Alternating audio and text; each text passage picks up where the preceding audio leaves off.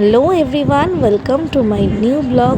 আজকের ভিডিওটায় তোমাদের সকলকে স্বাগত। আর আজকে ছিল হনুমান জয়ন্তী উপলক্ষে সকাল সকাল ভালোভাবে স্নান টান করে একদম ফ্রেশ হয়ে আমার বরমশাই একদম রেডি, নতুন ধুতি নতুন গেঞ্জি সব কিছু পরে। এখন আমার দিকে ওইভাবে তাকানোর কারণটা ছিল, আমি ওকে বলছিলাম যে ধুতিটা পরা ঠিক হয়নি, যাই হোক পার্টস অফ জোক, সেই জন্যই আমার দিকে ওইভাবে তাকিয়েছিল। তারপর এবার ফ্রেশ হয়ে একদম রেডি হয়ে নিচ্ছিল। আগেভাগেই পুজোর জন্য একটু ফল, একটু ফুল আর মিষ্টি এনে রেখেছিল, আর এখন সেগুলোরই জোগাড় করে দেবে আমার শাশুড়ি মা। কিছু সমস্যার জন্য আমি পুজোর কোনো রকমই জোগাড় ওকে করে দিতে পারবো না, সেই জন্য সমস্ত জোগাড়টাই আমার শাশুড়িকেই করে দিতে হবে। তো উনি ওকে সব কিছু জোগাড় করে দিচ্ছিল।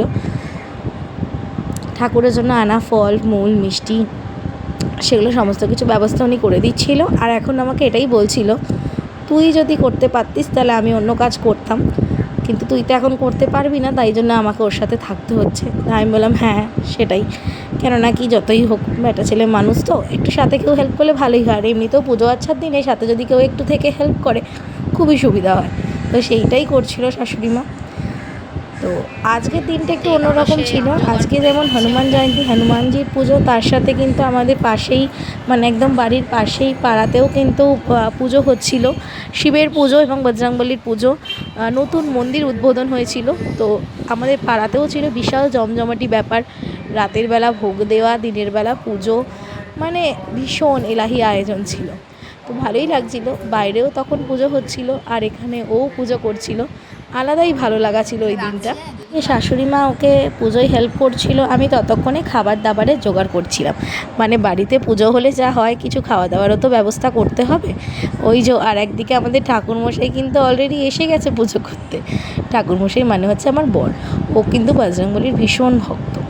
দেখো, আমরা যে দেবতাকে পছন্দ করি বা যে দেবতাকে ভক্তি করি, তাকে তুমি যেভাবে, শুধু যে দেবতা বলে নয়, সমস্ত ঠাকুরকেই আমার মনে হয় তুমি কী দিয়ে পুজো করলে সেটা কিন্তু বড় ব্যাপার না। তুমি কতটা ভক্তি ভরে মন থেকে পুজোটা করছো সেটাই কিন্তু বড় ব্যাপার। তোমার পুজোর মধ্যে কতটা ভক্তি আছে সেটাই কিন্তু আসল, এটা আমি মনে করি।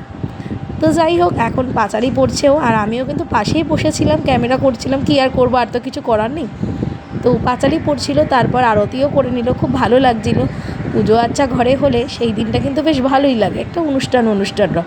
তবে আজকে অনুষ্ঠান ব্যাপারটা আরও ফিল হচ্ছিল। একে তো ঘরে পুজো করছিল, দুই বাইরেও পুজো হচ্ছিল। এবার আর কি, ওর পুজোটা হয়ে যেতেই আমরা দুজনে মিলে বেরিয়ে পড়লাম পাশে যে পুজোটা করছিল সেটা দেখতে। আমাদের পাড়ার ঠাকুরের দর্শন কিন্তু তোমাদেরও করালাম, নতুন মন্দির, আজই তো এর উদ্বোধন।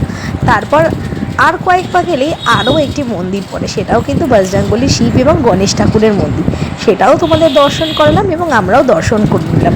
এভাবেই আজকের দিনটা কিন্তু আমাদের বেশ ভালো কাটলো। আর আজকের আমার ভিডিওটা তোমাদের কেমন লাগলো আমাকে কিন্তু জানাতে একদমই ভুলো না। আমি খুবই ছোট ইউটিউবার, আমার যদি কোনো ভিডিও তোমাদের ভালো লাগে বা আমার ভিডিওগুলো যদি তোমাদের ভালো লেগে থাকে, তাহলে অবশ্যই কিন্তু একটা সাবস্ক্রাইব করে দিও।